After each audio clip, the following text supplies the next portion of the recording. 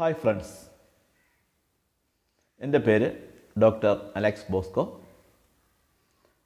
ഞാൻ 1999 മുതൽ ഡിപ്പാർട്ട്മെൻറ്റ് ടെസ്റ്റിൻ്റെ ക്ലാസ്സുകൾ എടുത്തു വരികയാണ്. ഇന്നത്തെ ക്ലാസ് എന്ന് പറയുന്നത് KERൻ്റെ രണ്ടാമത്തെ എപ്പിസോഡാണ്. ആകെ ഇപ്പോൾ 59ാമത്തെ എപ്പിസോഡാണ്. മുൻപിലുള്ള ക്ലാസ്സുകളിൽ KERൻ്റെ first episode MOP, financial code, treasury code, budget manual, constitution of India തുടങ്ങിയ എല്ലാ പുസ്തകങ്ങളും, അതായത് അക്കൗണ്ടസ്റ്റ് ലോവർ, ഹയർ എന്നിവയ്ക്കുള്ള എല്ലാ പുസ്തകങ്ങളെയും കുറിച്ചുള്ള വിവരണങ്ങൾ തന്നിട്ടുണ്ട്.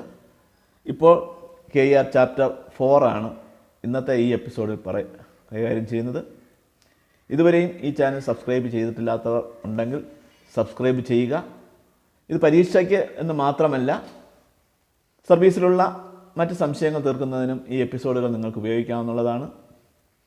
നിങ്ങൾ നൽകുന്ന അഭിനന്ദനങ്ങൾക്കും പ്രശംസയ്ക്കും ഒരിക്കൽ കൂടി നന്ദി പറയുന്നു. ഞാൻ പ്രധാനപ്പെട്ട കാര്യങ്ങളിലേക്ക് കടക്കുകയാണ്. KERൻ്റെ പ്രാരംഭത്തിലുള്ള കാര്യങ്ങളാണ് കഴിഞ്ഞ എപ്പിസോഡിൽ പറഞ്ഞിട്ടുള്ളത്. ഇപ്പോൾ ചാപ്റ്റർ 4. അതിലൊന്ന്, Manager is empowered to give confirmation and promotion of teachers in the aided schools. Aided സ്കൂളിലെ ടീച്ചേഴ്സിന് പ്രൊമോഷനും കൺഫർമേഷനും പ്രൊബേഷൻ ഡിക്ലെയർ ചെയ്യാനുള്ള പവർ എല്ലാം ഉള്ളത് മാനേജർക്കാണ്. അടുത്ത ചോദ്യം എന്താണ്? Dash is empowered to appoint head master of the aided school. Aided സ്കൂളുകളിലെ ഹെഡ് മാസ്റ്റർമാരെ അപ്പോയിൻറ്റ് ചെയ്യാനുള്ള അധികാരി ആരാണ്? എയ്ഡഡ് സ്കൂളിലെ ഹെഡ് മാസ്റ്റർമാരെ അപ്പോയിൻറ്റ് ചെയ്യാനുള്ള അല്ലെങ്കിൽ പ്രൊമോട്ട് ചെയ്യാനുള്ള അധികാരി മാനേജർ ആണ്. അടുത്ത ചോദ്യം, dash is the authority to give permission for the use of aided school building and properties for public function. Dash is the authority to give permission for the use of aided school building and properties for public function. Manager is the authority. School ബിൽഡിങ്ങും മറ്റ് പ്രോപ്പർട്ടീസും പൊതു ഉപയോഗത്തിന് വേണ്ടി നൽകാൻ അധികാരപ്പെട്ട വ്യക്തി ആരാണ്? മാനേജരാണ് അതിന് അധികാരപ്പെട്ട വ്യക്തി. Manager is the authority to give permission for the use of aided school building and properties for public function. അടുത്ത ചോദ്യം, manager is empowered to inspect the supervision diary maintained by head master. Is correct. Manager ഒരു visit നടത്തുമ്പോൾ supervision diary head master സൂക്ഷിച്ചിരിക്കുന്ന supervision ഡയറിയിൽ ഒപ്പിടാനുള്ള അധികാരം മാനേജർക്ക് ഉണ്ട്. Manager is empowered to inspect the supervision diary maintained by head master. അടുത്തൊരു കാര്യം, manager can claim maintenance grant for aided school from government. ഗവൺമെൻറ്റിൽ നിന്ന് മെയിൻ്റനൻസ് ഗ്രാൻഡ് ക്ലെയിം ചെയ്യാനുള്ള അധികാരവും മാനേജർക്ക് ഉണ്ട്. Manager is not eligible for appointment as headmaster in the same school. മാനേജർക്ക് സ്വന്തം സ്കൂളിൽ ഹെഡ് മാസ്റ്റർ ആയിരിക്കാനുള്ള അധികാരം ഇല്ല. ഒരു ഹെഡ് മാസ്റ്റർ നിയമിക്കാനുള്ള അധികാരം മാനേജർക്കുണ്ട്, പക്ഷേ മാനേജറുടെ സ്വന്തം സ്കൂളിൽ ഹെഡ് മാസ്റ്റർ ആയിരിക്കാനുള്ള അധികാരം ഇല്ല. Manager is not eligible for appointment as head master in the same school. അതുപോലെ തന്നെ the manager of aided school must be literate ആയിരിക്കണം, അക്ഷരജ്ഞാനമുള്ള ആളായിരിക്കണം manager. Manager of aided schools must be literate. Manager is not a member in the സ്റ്റാഫിലെ ഒരു മെമ്പറും manager ആവാൻ പാടില്ല. അപ്പോൾ മാനേജർ ആയാലും സ്റ്റാഫ് ആയിരിക്കാനും പാടില്ല, ഹെഡ് മാസ്റ്റർ ആയിരിക്കാനുള്ള അധികാരവും മാനേജർക്ക് ഇല്ല. സ്വന്തം സ്കൂളിൽ സ്റ്റാഫായിട്ടോ ഹെഡ് മാസ്റ്റർ ആയിട്ടോ ഇരിക്കാനുള്ള പവർ മാനേജർക്ക് ഇല്ല. അടുത്ത്, minimum site area for a lower primary school. Lower primary സ്കൂളിന് ആവശ്യമായ സ്ഥലം 0.4 hectares to 0.8 hectares. LP സ്കൂളുകൾക്ക് ആവശ്യമായ സ്ഥലം എന്ന് പറയുന്നത് 0.4 hectares to 0.8 hectares. 0.4 hectares to 0.8 hectares ആണ് LP സ്കൂളിന്. UP സ്കൂളിനും അതേ സ്ഥലമാണ് ആവശ്യം. 0.4 hectares to 0.8 hectares ആണ് UP സ്കൂളിനും ആവശ്യം. Next minimum site area for the high school with primary section. Primary section ഉള്ള ഹൈസ്കൂളിന് ആവശ്യമായ area, minimum area for a high school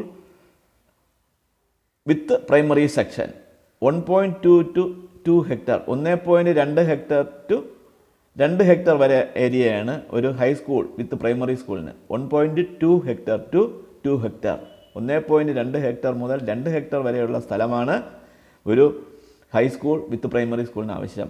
അപ്പോൾ മിനിമം 1.2 ഹെക്ടർ എങ്കിലും ഉണ്ടായിരിക്കണം, മാക്സിമം 2 ഹെക്ടർ വരെയും ആകാം. 1.2 ഹെക്ടറിൽ കുറയാൻ പാടില്ല.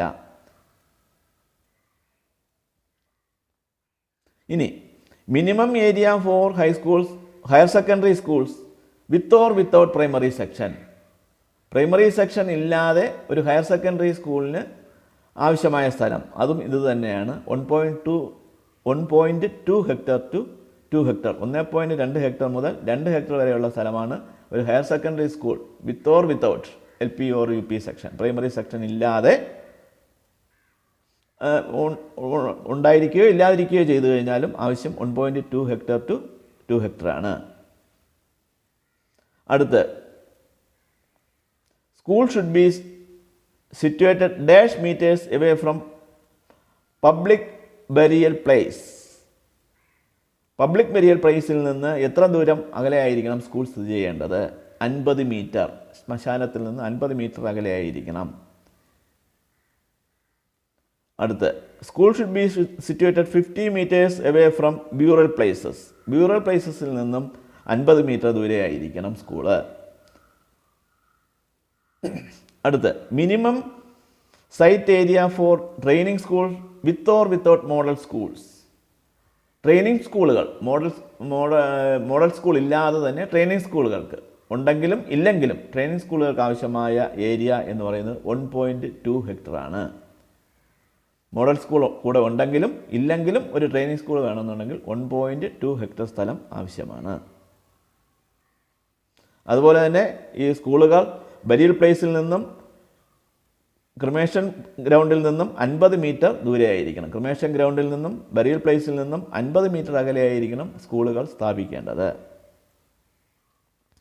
അടുത്ത് school should be situated dash metres away from liquor shop. Liquor ഷോപ്പിൽ നിന്ന് എത്ര ദൂരെയായിരിക്കണം സ്കൂളുകൾ? 180 മീറ്റേഴ്സ്, 180 മീറ്റർ ദൂരെയായിരിക്കണം. അടുത്ത് നമ്മൾ കേട്ടിട്ടുണ്ട് സെഷൻ സിസ്റ്റം. എന്താണ് സെഷൻ സിസ്റ്റം? അറിഞ്ഞിരിക്കണം. Session system means the functioning of the school in the morning and afternoon sessions with separate sets of teachers and separate sets of peoples. എന്താണ് session system? Session system means the functioning of their school in the morning and afternoon session with separate sets of teachers and separate sets of pupils. അതിനെയാണ് session system എന്ന് പറയുന്നത്. Morning session ഉണ്ടാവും, afternoon session ഉണ്ടാവും. Morning സെഷനിലുള്ള teachers കുട്ടികളും പ്രത്യേകം ആയിരിക്കും, afternoon സെഷനിലുള്ള ടീച്ചേഴ്സും വ്യത്യസ്തമായിരിക്കും, വിദ്യാർത്ഥികളും വ്യത്യസ്തമായിരിക്കും. ഇതിനെയാണ് സെഷൻ സിസ്റ്റം എന്ന് പറയുന്നത്. ഷിഫ്റ്റ് സിസ്റ്റത്തിലാണെന്ന് വരുന്നെങ്കിൽ അതല്ല. ഷിഫ്റ്റ് സിസ്റ്റത്തിൽ വിദ്യാർത്ഥികൾ വ്യത്യസ്തമായിരിക്കും, ടീച്ചേഴ്സ് സെയിം ആയിരിക്കും. ഷിഫ്റ്റ് സിസ്റ്റത്തിൽ. സെഷൻ സിസ്റ്റത്തിലാണെങ്കിൽ ടീച്ചേഴ്സും സ്റ്റുഡൻസും വ്യത്യസ്തമായിരിക്കും. ഫോർനൂണും ആഫ്റ്റർനൂണും വരുന്ന ടീച്ചേഴ്സും സ്റ്റുഡൻസും വ്യത്യസ്തമായിരിക്കും. അടുത്ത് the dimension of a class room in high school session. High school സെഷനിലെ ക്ലാസ് റൂമിൻ്റെ ഡയമെൻഷൻ എത്രയാണ്? 6x6x3.7 മീറ്റേഴ്സാണ്. ഹൈസ്കൂൾ സെക്ഷനിലെ ക്ലാസ് റൂം 6x6x3.7 മീറ്ററാണ്. 6x6x3.7 മീറ്റേഴ്സാണ് ഹൈസ്കൂൾ സെഷൻ്റെ ഡയമെൻഷൻ. UP സെക്ഷൻ്റെ ഡയമെൻഷനും ഇത് തന്നെയാണ്, 6x6x3 സെക്ഷൻ. അപ്പോൾ high school section, UP section, higher secondary section ഇതിൻ്റെ എല്ലാം തന്നെ ഡയമെൻഷൻ ഒന്ന് തന്നെയാണ്, 6x6x3.7 ആണ്. പക്ഷേ LP സെഷനിൽ വ്യത്യാസമുണ്ട്. 6x5.5 x 3 മീറ്റേഴ്സാണ്. 6x5.5 x 3 മീറ്റേഴ്സാണ് LP സെക്ഷൻ്റെ ക്ലാസ് ഡയമെൻഷൻ. ഓർത്തിരിക്കുക, LP സെക്ഷന് 6x5.5 x 3 മീറ്റേഴ്സും ബാക്കി UP, ഹൈസ്കൂൾ, ഹയർ സെക്കൻഡറി ഇതിനെല്ലാം 6x6x3.7 ആണ് അളവ്.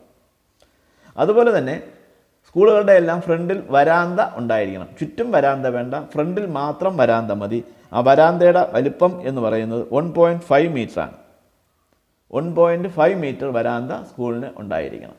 അതോടൊപ്പം തന്നെ ഇപ്പോൾ സ്കൂളിന് ചുറ്റും അതിന് അകത്തും സ്കൂളിനിടയിലുമായിട്ട് വാഹനം പോകാനുള്ള സൗകര്യം ഉണ്ടായിരിക്കണം. ഫയർഫോഴ്സ് എൻജിൻ പോകാനുള്ള ഗതാഗത സൗകര്യം ഉണ്ടായിരിക്കണം എന്നുള്ളത് പുതിയ വ്യവസ്ഥയാണ്. അടുത്ത് പരീക്ഷയ്ക്ക് വന്നൊരു ചോദ്യമാണ്. A verandah of 1.5 meters with should be constructed in lower primary school around the school. Lower primary സ്കൂളിൻ്റെ ചുറ്റും 1.5 മീറ്റർ വരാന്ത വച്ചിരിക്കുന്നു. Is it correct or wrong? It is wrong. ചുറ്റും വരാന്ത വേണ്ട, ഫ്രണ്ടിൽ മാത്രം വരാന്ത മതി. Next question. Class rooms should be separated with walls put up height of at least dash meters, 2.4 meters. Classrooms should be separated with walls put up height of at least 2.4 meters. 2.4 meters height ഉള്ള separate വാള് LP സെക്ഷന് ഉണ്ടായിരിക്കണം. 2.4 meters ആണ് അതിൻ്റെ ഹൈറ്റിൻ്റെ വാളിൻ്റെ height. അടുത്ത് State funds shall be utilized for religious instruction in the minority schools. Minority സ്കൂൾസിൻ്റെ religious instruction വേണ്ടി state fund ഉപയോഗിക്കാമോ? പാടില്ല. State fund minority സ്കൂളുകളിൽ റിലീജിയസ് ഇൻസ്ട്രക്ഷന് വേണ്ടി ഉപയോഗിക്കാൻ പാടില്ല. State funds shall be utilised for religious instruction in the minority schools is wrong. അടുത്ത് no religious conversion shall be conducted in the aided schools. Religious conversion shall be conducted in the aided schools is not correct. അതായത് religious conversion aided സ്കൂളുകളിൽ religious conversion പാടില്ല. Religious instruction can be permitted in private schools as per KER. Religious instructions can be permitted in private schools as per KER അനുസരിച്ച് private സ്കൂളുകളിൽ religious instruction നൽകാമോ? നൽകാം. KER അനുസരിച്ച് private സ്കൂളുകളിൽ religious instruction നൽകാം. No teacher shall be required to impart religious class to the peoples in the minority schools against his will. ഒരു വിദ്യാലയത്തിലും ഒരു പ്രൈവറ്റ് സ്കൂളിലും ഒരു ടീച്ചറിൻ്റെ ഇഷ്ടമില്ലാതെ റിലീജിയസ് ക്ലാസ് എടുക്കാൻ നിർബന്ധിക്കാൻ പാടില്ല. ടീച്ചേഴ്സിൻ്റെ ഇഷ്ടമില്ലാതെ റിലീജിയസ് ഇൻസ്ട്രക്ഷൻ നൽകാനുള്ള സ്ട്രിക്റ്റ് ആയിട്ടുള്ള നിർദ്ദേശം കൊടുക്കാൻ പാടില്ല. ഇഷ്ടമുണ്ടെങ്കിൽ മാത്രം ടീച്ചേഴ്സ് റിലീജിയസ് ഇൻസ്ട്രക്ഷൻ എടുത്താൽ മതി. Teachers shall sell pencil book for the collection of school building fund. അതായത് ഒരു സ്കൂൾ ബിൽഡിംഗ് നിർമ്മിക്കാൻ പോകുന്നു, അതിന് വേണ്ടി പെൻസിൽ, പേന, ബുക്ക് അതുപോലുള്ള കച്ചവടം സ്കൂളിൽ നടത്താൻ പാടില്ല. സാധനങ്ങൾ വിറ്റ് രൂപ കളക്ട് ചെയ്ത് ബിൽഡിംഗ് കൺസ്ട്രക്ഷൻ ഉള്ള പൈസ ശേഖരിക്കാൻ പാടില്ല എന്നാണ് KER പറയുന്നത്. അടുത്ത ചോദ്യം. In the event of closure of an aided school all records and accounts are to be handed over to the dash. In the event of closure of an aided school, all records and accounts are to be handed over to the AEO. അതായത് ഒരു aided school പൂട്ടുകയാണ് എന്നുണ്ടെങ്കിൽ accounts എല്ലാം തന്നെ ആരെ ഏൽപ്പിക്കണം? AEO ആണ് ഏൽപ്പിക്കേണ്ടത്, അല്ല മാനേജറെ അല്ല ഏൽപ്പിക്കുന്നത്. ഒരു സ്കൂൾ ഗവൺമെൻറ് ഏറ്റെടുക്കുക അതുപോലുള്ള സന്ദർഭങ്ങൾ, അല്ലെങ്കിൽ സ്കൂൾ പൂട്ടുകയാണ് എന്നുണ്ടെങ്കിൽ അക്കൗണ്ട്സ് എല്ലാം സബ്മിറ്റ് ചെയ്യേണ്ടത് AEOയുടെ അടുത്താണ് സബ്മിറ്റ് ചെയ്യേണ്ടത്. അടുത്ത് every school shall maintain an admission register in form dash. Admission രജിസ്റ്ററിൻ്റെ ഫോം 4 ആണ് അഡ്മിഷൻ രജിസ്റ്ററിന് ഉപയോഗിക്കുന്നത്. Form number 4, admission register form number 4. അപ്പോൾ ഈ ഫോം നമ്പറുകളെല്ലാം തന്നെ നിങ്ങൾ കാണാതെ പഠിച്ചിരിക്കണം.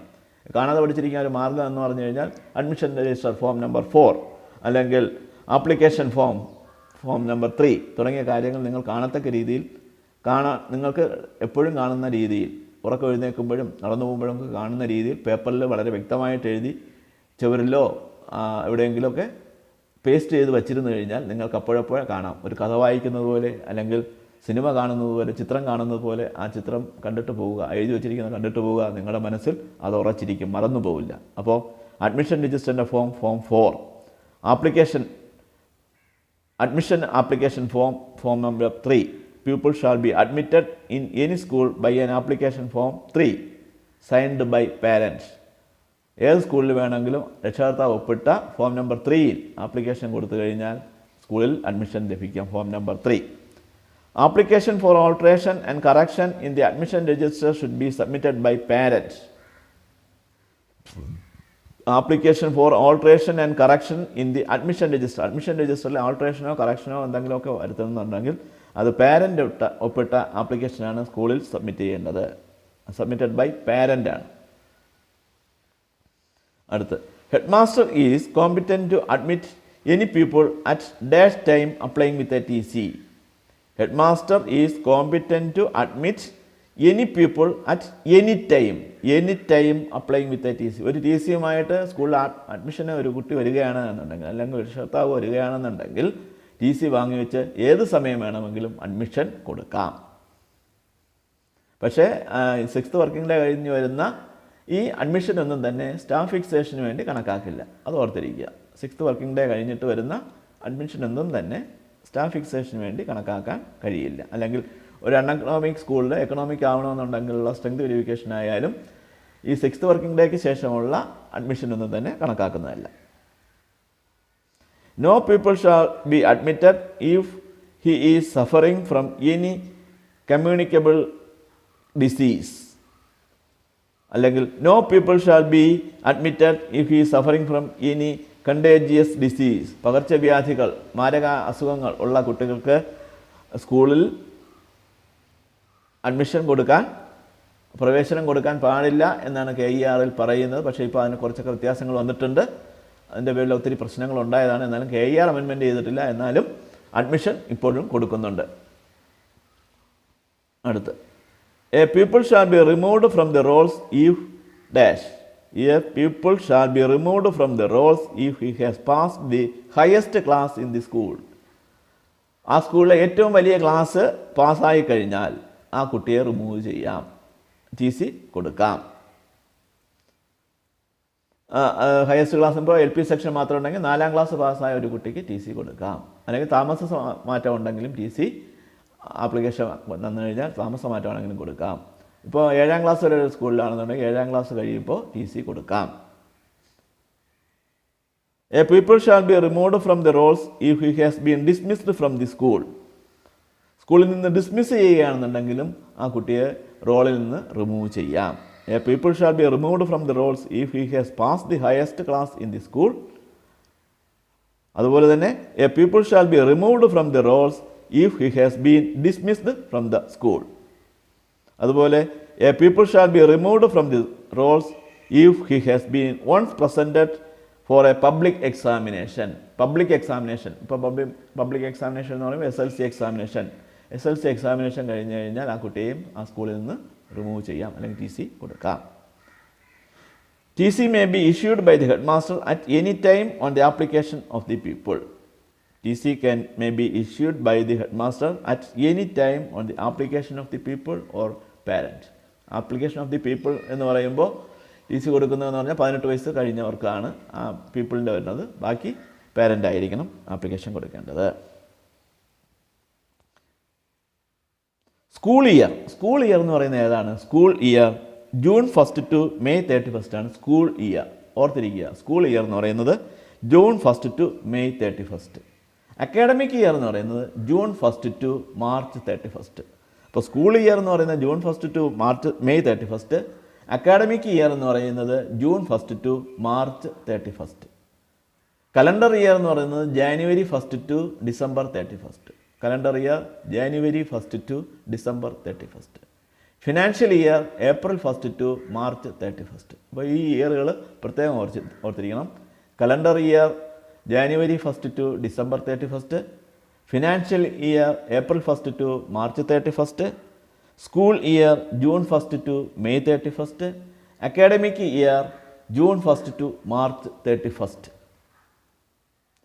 അടുത്ത്, dash may declare any day as a special holiday for the school. Dash may declare any day as a special holiday for the school. Manager, AEO, DEO, head master. ഇതിൽ ആർക്കാണ് declare ചെയ്യാനുള്ള അധികാരം? Head മാസ്റ്റർക്കാണ് holiday declare ചെയ്യാനുള്ള, സ്കൂളിന് holiday declare ചെയ്യുക, ഒരു സ്കൂളിന് മാത്രം ഹോളിഡേ ഡിക്ലെയർ ചെയ്യാനുള്ള അധികാരം ഹെഡ് മാസ്റ്ററിനാണ്. Head master shall attend the school office on special holidays declared by him. HM declare ചെയ്യുന്ന ഹോളിഡേയിൽ HM സ്കൂളിൽ കൃത്യമായി ഉണ്ടായിരിക്കണം. Head master shall attend the school office on special holidays declared by him.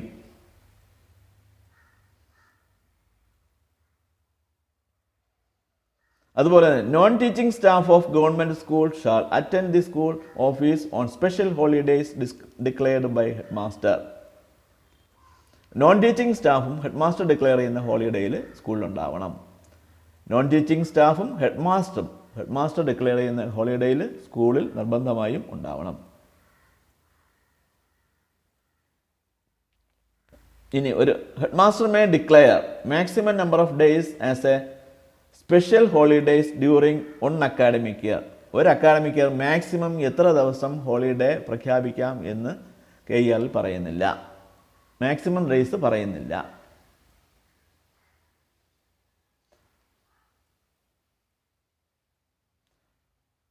അടുത്ത് 10 days before the starting of every school year, the director shall issue the year plan. School reopen ചെയ്യുന്നതിന് 10 ദിവസം മുമ്പ് തന്നെ director year plan publish ചെയ്തിരിക്കണം. അപ്പോൾ ഇത്രയും പ്രധാനപ്പെട്ട കാര്യങ്ങളാണ് ഞാൻ ഇന്ന് ഈ എപ്പിസോഡിൽ നിങ്ങളോട് സംസാരിക്കുന്നത്. ഈ എപ്പിസോഡ് ആവർത്തിച്ച് കേൾക്കുക. ഇത് ആദ്യമായിട്ട് കാണുന്നവരാണെന്നുണ്ടെങ്കിൽ ഇതിന് സബ്സ്ക്രൈബ് ചെയ്തിട്ട് നിങ്ങൾ ബെൽ ബട്ടൺ അമർത്തിക്കഴിഞ്ഞ് ഓൾ വീഡിയോസ് സെലക്ട് ചെയ്ത് കഴിഞ്ഞാൽ നിങ്ങൾക്ക് ഞാൻ ഇതുവരെ പ്രസിദ്ധീകരിച്ച എല്ലാ എപ്പിസോഡുകളും കാണാൻ സാധിക്കും. KERൻ്റെ 2ാമത്തെ എപ്പിസോഡാണിത്. ഫസ്റ്റ് എപ്പിസോഡ് ഇതിന് തൊട്ട് മുമ്പായിട്ടുണ്ട്. ഇത് കണ്ട എല്ലാവർക്കും ഒരു ശുഭദിനം ആശംസിക്കുന്നു. Thank you very much.